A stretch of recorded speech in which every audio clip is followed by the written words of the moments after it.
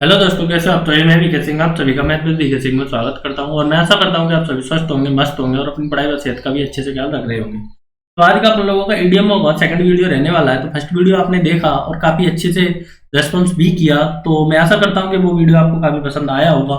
और उसमें अपन लोग कर क्या रहे हैं कि जो भी ईडीएम है, जितनी भी ईडीएम बन पा रही है अपन लोगों से, उन सबको एक जगह कलेक्ट कर रहे हैं, चाहे वो किसी भी पेपर में आई हुई हो, चाहे वो सीडीएस हो, एनडीए हो, एयरपोर्ट हो, चाहे एसएससी हो। पूरा का पूरा आप अपन लोगों को कलेक्शन देने वाले हैं अपन लोग आपके लिए। तो आपको कोई ज़्यादा बुक पढ़ने की ज़रूरत नहीं है, इसे आप नोट डाउन करते जाइए। जब तक आप प्रॉपर नोट्स नहीं बनाएंगे तो आप फंस पाएंगे, पूरी तरह फंस पाएंगे। और ईडीएम ब्रिज एक भी एक मात्र ऐसा भी पेपर नहीं है जहाँ पर ना आए।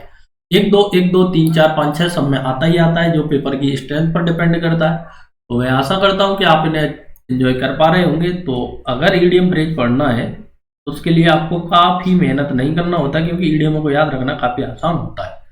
तो इससे पहले वीडियो में अपन लोगों ने ए पर जितना भी ईडीएम ब्रिज बन पा रहा था वो पूरा का पूरा डिस्कस नहीं कर पाए थे, क्योंकि वीडियो की लेंथ थोड़ा ज़्यादा हो रहा था। तो इस वीडियो में हम शुरू करते बिना किसी देरी के। देखेंगे ए स्टैंडिंग जोक। ये स्टैंडिंग जोक का मतलब होता है मजाक या हंसी का विषय। जब भी आप कोई मजाक करें या फिर हंसी करें तो उसके लिए आप किसका प्रयोग करते हैं? ए स्टैंडिंग जोक का प्रयोग करते हैं। तो बड़ी आसानी के साथ खड़े खड़े आप मजाक कर रहे हैं तो मजाक या हंसी का विषय। आज चिल टू द हार्ट। आज चिल टू द हार्ट का मतलब होता है बहुत अधिक डर। किसी चीज से आपको बहुत ज्यादा डर लगे, आपका हृदय बहुत ज्यादा चिल हो जाए, ठंडा हो जाए किसी चीज के बारे में सोचकर, मतलब धड़कना ही बंद कर दे, तो आप उसे बोलेंगे कि मुझे को बहुत ज्यादा डर लग रहा है, या फिर बहुत ज्यादा किसी चीज से आप डर रहे हैं। एक क्लोज फिस्टेड पर्सन। अब फिस्टेड वाली होती है मुट्ठी, जिसकी मुट्ठी बहुत ही ज्यादा कड़ी है। मतलब बहुत ही ज्यादा कड़ी का मतलब है कि जो व्यक्ति कभी भी पैसा खर्च करना नहीं चाह रहा है तो उसे आप क्या बोलते हैं? एक क्लोज फिस्टेड पर्सन बोलते हैं। बड़ी आसानी के साथ ऐसे आप याद कर पाएंगे। जिसकी मुट्ठी कड़ी हो तो मतलब जो पैसा खर्च करने में थोड़ी सी कंजूसी नहीं, बहुत ही ज्यादा कंजूसी बढ़ती है। ए स्क्वायर डील। स्क्वायर का मतलब होता है साफ सुथरे, जिसमें कोई बेईमानी नहीं हो। डील का मतलब होता है कोई व्यापार या फिर कोई समझौता। ईमानदारी भरा काम। ईमानदारी भरा काम के लिए ए स्क्वायर डील का प्रयोग करते हैं। स्क्वायर का मतलब देखो, एक तो ये होता है सारे एंगल 90 हो, या फिर एक स्क्वायर का मतलब होता है कि कोई भी काम साफ सुथरे तरीके से हो। At the first blush. At blush का मतलब होता है शर्माना। तो ये एट द फर्स्ट ब्लश का मतलब होता है पहली नजर में चैन चुराया। गाना सुना ही होगा आपने। तो ये मोस्टली लवरों के लिए होता है कि पहली नजर में ही किसी को प्यार हो जाता है, उसके लिए आप क्या बोलते हैं? एट अ फर्स्ट ब्लश बोलते हैं। किसी लड़के ने लड़की को देखा पहली नजर में ही। तो इस प्रकार को आप समझ सकते हैं कि मैं क्या ही बोलना चल रहा हूँ। तो ब्लश माने होता है शर्माना। तो पहली नजर में ही शर्मा गए, देन मटक्का हो चुके हैं पहली नजर में। ठीक है जी। ए बिहाइव। ए बिहाइव का मतलब होता है एक बेस्ट जगह। बिहाइव का मतलब होता है मधुमक्खी का छत्ता। मधुमक्खी का छत्ता। अब देखो, मधुमक्खी के छत्ता को बहुत ही ज्यादा बेस्ट क्यों बोलते हैं? क्योंकि एक मधुमक्खी आती है, दूसरी जाती है, एक आती है, दूसरी जाती है। मतलब ट्रैफिक से भी ज़्यादा इन लोगों के पास काम होता है। अगर आप दिल्ली में भी खड़ी हो जाएं, वो भी मुखर्जी नगर में, तो वहाँ पर इतना ट्रैफिक नहीं होता है। इतना ट्रैफिक कहाँ होता है? एक मधुमक्खी के छत्ते पर होता है। देखेंगे next. A bone to pick. A bone to pick का मतलब है एक हड्डी जिसे उठाना हो, मतलब एक विवाद जैसे निपटाना हो, तो उसके पर लिए अपन लोग किसका प्रयोग करते हैं? ए बॉन्ड टू पिक का प्रयोग करते हैं। एक केक वॉक। एक केक वॉक का मतलब होता है कि बहुत ही आसान काम। देखो, केक खाना सबके लिए बहुत आसान होता है। एक cake walk. A dime a dozen. A dime a dozen. Dime क्या बोलते हैं? डाइम बोलते हैं डॉलर का 10वां भाग। जैसे हमारे रुपए का डॉलर का 10वां भाग। जैसे हमारे रुपए का 10वां भाग क्या है? 10 पैसा है, या फिर ऐसे डॉलर का एक 10वां भाग होता है। ए डाइम अ डजन, एकदम साधारण। ठीक है जी। तो इसके लिए आप इसका प्रयोग करते हैं डॉलर का 10वां भाग। डाइम का मतलब होता है, तो एक डजन बनाई किससे मिलकर? आपने डॉलरों के 10वें भाग से मिलकर, तो बड़ी आसानी से वो बन गई। ठीक है। तो कोई भी ज्यादा मेहनत नहीं करनी पड़ी। A flash in the pan. A flash in the pan का मतलब होता है अचानक परंतु क्षणिक सफलता। अब मान लो आपका पेन एक साथ फ्लैश करने लग गया पेपर में और सारे के सारे क्वेश्चन सॉल्व कर दिए, तो हो सकता है वो अचानक सॉल्व किया लेकिन आपको कुछ पता नहीं था, तो मेंस में आकर फिर से फिसल गए, तो उसे क्या बोलते हैं? आप क्षणिक सफलता बोलते हैं। ए फ्लाइंग विजेट। ए फ्लाइंग विजेट का मतलब होता है थोड़ी देर की विजेट। फ्लाइंग विजेट का मतलब उड़ते उड़ते किसी चीज को देखना, तो मतलब थोड़ी देर के लिए किसी चीज को देखना। ए गोल्डन मीन का मतलब होता है बीच का रास्ता। बड़ी आसानी के साथ ए गोल्डन मीन। गोल्डन माने सुनहरा, मीन माने, देखो मीन के दो अर्थ होते हैं। मीन का मतलब होता है एक तो कमी, और मीन का मतलब होता है कि संसाधन। तो जैसे रेफरेंस लिया जाता है कि कौन सा लेना है। ये हरकुलियन टास्क। ये हरकुलियन का मतलब होता है बहुत कठिन। हरकुलियन का मतलब ही होता है कठिन। ये हरकुलियन टास्क का मतलब एक बहुत कठिन कार्य। ये 9 डेज वंडर 4 दिन की चांदनी, फिर वही अंधेरी रात। तो ये 9 डेज वंडर का मतलब होता है कोई कार्य हो कितने दिन के लिए, मान लो नई नई आपकी शादी हो चुकी है तो वो 4 दिन की चांदनी है, उसके बाद फिर से आपको कहाँ पर लग जाना है, काम पर लग जाना। तो ये 9 डेज वंडर। ये पेनोलेप वेव्स जो कभी समाप्त नहीं होने वाला। तो पेनोलेप एक वेवर होता है जो आप मकड़ी बकड़ी का जाल बोलते हैं, उसे आप बोलते हैं पेनोलेप वेव। तो वो क्या है कि एक ऐसी वेव है, वो कभी क्या नहीं होती है, समाप्त नहीं होती है, जितना आप खींचते जाओ वो चलता जाएगा। ये शोर पॉइंट, शोर माने होता है एक पॉइंट जिससे को लोग नाराज या नापसंद करें। इस शोर पॉइंट का मतलब होता है किसी की जिंदगी में आप बहुत ही ज्यादा ऐसा क्रिटिकल पॉइंट लाकर खड़ा कर दें कि जिससे बहुत सारे लोग नाराज हो जाएं और शर्मिंदगी भी महसूस करें। लाइक दैट आप रेप वेप के केसों को क्या बोलते हैं कि उसमें शर्म भी आती है और लोग नाराज भी होते हैं। एबव बोर्ड का मतलब होता है स्पष्ट एवं ईमानदार। एबव माने होता है ऊपर, बोर्ड माने होता है एवं बोर्ड माने, अब मान लो बोर्ड कोई शिक्षा का बोर्ड है तो सबसे ऊपर क्या है, स्पष्ट और ईमानदारी से काम होते हैं। बोर्ड के एग्जाम कैसे होते हैं, स्पष्ट और ईमानदारी से होते हैं। इस प्रकार से भी आप एवं पर का मतलब होता है साधारण से ऊंचे स्तर का। एवं पर का मतलब होता है साधारण से ऊंचे स्तर का। तो देखेंगे नेक्स्ट, एस अब वन स्लीप। स्लीप्स का मतलब क्या होता है, वाहन होता है स्लीप्स। तो ऐसा लाभ पहुंचाने वाली चीज जिसके बारे में दूसरों को पता नहीं हो, ठीक है जी। तो बड़ी आसानी से आप एज अ वन स्लीप्स, जिसका लाभ पहुंचा रही है, आपको पहुंचा रही है, तो केवल और केवल आपको ही पता है, किसी और को नहीं पता है। Alive and caking. Alive and caking का मतलब होता है एक्टिव एंड हेल्दी। जो व्यक्ति कैसा है, फुर्तीला है, एक्टिव है, मतलब जी रहा है, और कैसे जी रहा है, हेल्दी तरीके से जी रहा है। तो alive and caking. All years का मतलब ऑल ईयर्स, सारे के सारे काम, तो सुनने को उत्सुक। जो व्यक्ति आपकी बात सुनने को उत्सुक है तो आप क्या बोलते हैं उसे, ऑल ईयर्स का प्रयोग करते हैं। All Greek. अब मान लो भारत का कोई व्यक्ति ग्रीक में पहुंच जाए और वो ग्रीक के बारे में कुछ नहीं जानता है, तो वहां के लिए वो क्या हो जाएगा, अनजान हो जाएगा। ऑल ग्रीक है मतलब आपके लिए, मान लो कोई कोडिंग की बुक रख दी जाए कंप्यूटर साइंस की, तो आप उसके बारे में कुछ नहीं जानते हैं, तो आप कोडिंग थोड़ी ना कर लेंगे बुक देखकर। आपके लिए वो बुक कैसी हो जाएगी, ऑल ग्रीक हो जाएगी। कि अगर कोई चीज, किसी चीज के बारे में आप एबीसी भी नहीं जानते तो वो आपके लिए ऑल ग्रीक है। All moonshine. All moonshine का मतलब होता है झूठी या भ्रामक बात। अब देखो जहां पर जो मून साइन है ना, मून साइन का प्रयोग किसके लिए करते हैं आप, मून साइन का प्रयोग करते हैं हम जो भी, देखो एक तो होता है चांदनी। चांदनी रात में गोरी के साथ में गाना सुना होगा आपने।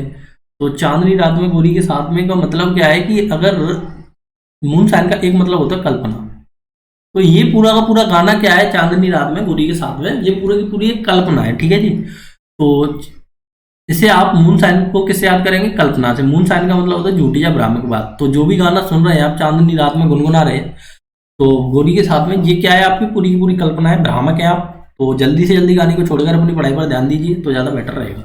तो नेक्स्ट देखेंगे all one's might and main.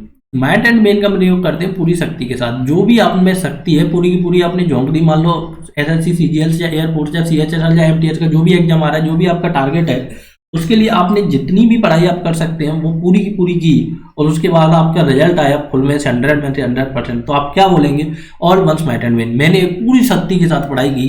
तो इस प्रकार से आप इसको यूज करेंगे। ऑल थम्स का मतलब है काम करने में बेढंगा।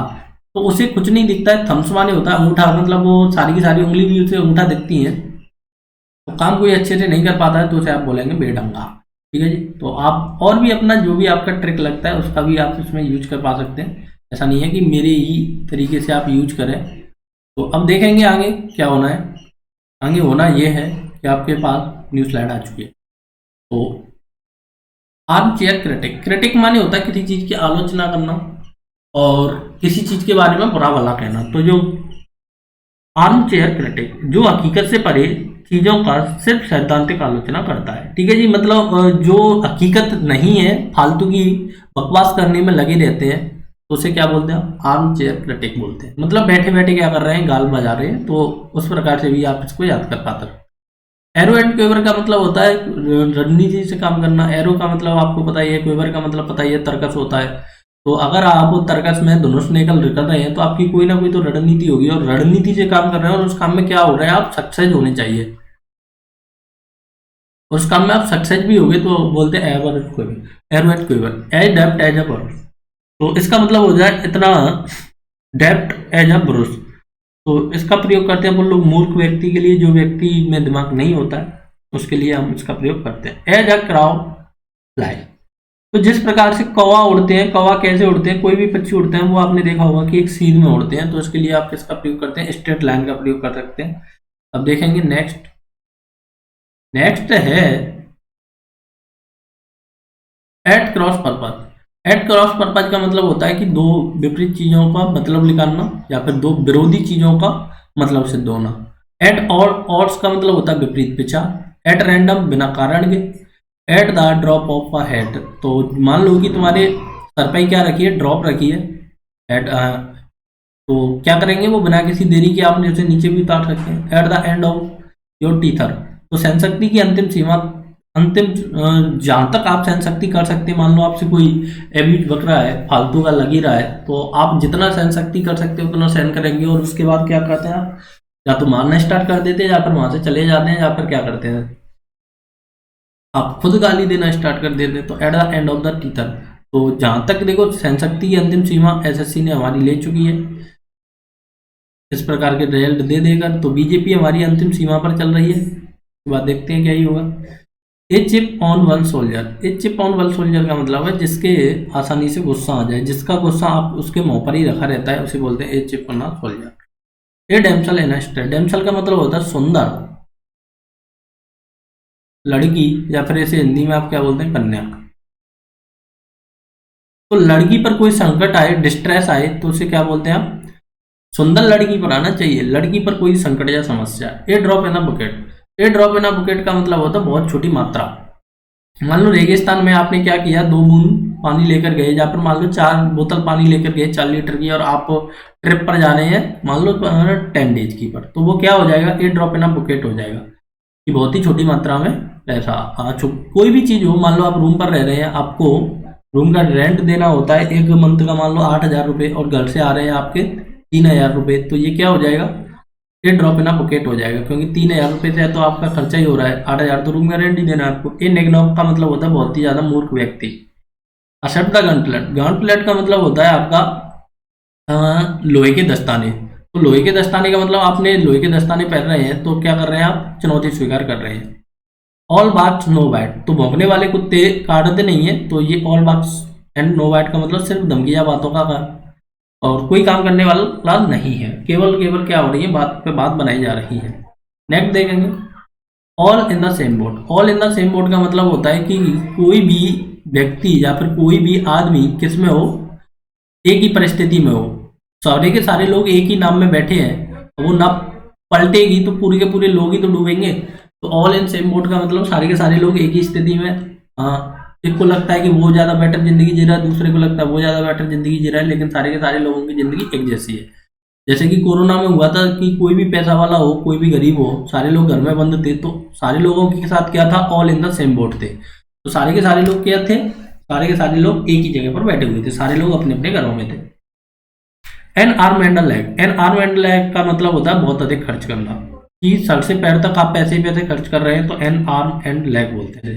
एन आयरन बिल का मतलब होता है कि मजबूत इच्छा शक्ति। मान लो कि आपको इंस्पेक्टर बनना है, तो आपकी वो क्या है, आयरन बिल है। मान लो आपको कोई भी ऑफिसर बनना है, तो आयरन बिल है। तो जो कोई भी आप अपना जिंदगी में बनना चाहते हैं, या फिर जो कोई भी आप अचीवमेंट प्राप्त करना चाहते हैं, तो वो आपकी कैसी होनी चाहिए, मजबूत होनी चाहिए, और उसी के अकॉर्डिंग आपको काम करते रहना चाहिए। एड वेरियंस विद, वेरियंस माने होता है विविधता, या फिर बहुत ही ज्यादा क्या बोले, अलग अलग चीज बोलती है, तो उसे आप बोलते हैं वेरियंस विद। तो किसी से भिन्न होना, तो एट अ वेरियंस विद का मतलब होता है किसी से भिन्न होना, किसी चीज से डिफरेंस होना, किसी चीज से अलग होना, तो उसको एट अ वेरियंस विद बोलते हैं।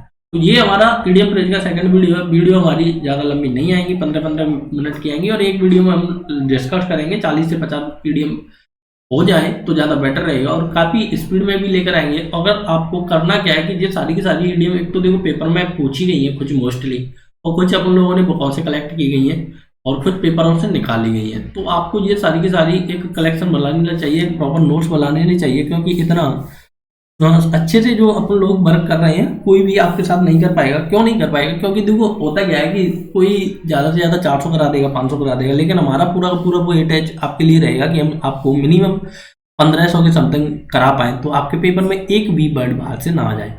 तो आपको ये कोई रटना नहीं है बार बार, बस आपको रिवाइज करते रहना है, करते रहना है, करते रहना है। एक दिन ये इतना रिवाइज हो जाएगा कि आप खुद को नींद में भी बोलने की आदत हो जाएगी, कि अपन लोगों को ईडीएम नींद में भी याद हो जाती है। तो मोस्टली बच्चों को याद हो जाती है। तो वीडियो से अगर आपको फायदा होता है तो वीडियो चैनल को आप सब्सक्राइब कर सकते हैं, वीडियो शेयर भी कर सकते हैं और हमसे जुड़ भी सकते हैं। और अगर फिर भी कोई प्रॉब्लम आता है तो आप अपन लोग हमसे कमेंट बॉक्स में या फेसबुक पर, जहाँ कहीं भी, या फिर टेलीग्राम पर आप कमेंट पूछ सकते हैं। आप लोगों से हम उसका रिप्लाई जेन्युइनली वे में देंगे। तो आज का वीडियो मैं सिर्फ इतना ही रखता हूँ। वीडियो देखने के लिए धन्यवाद। Take care, bye bye.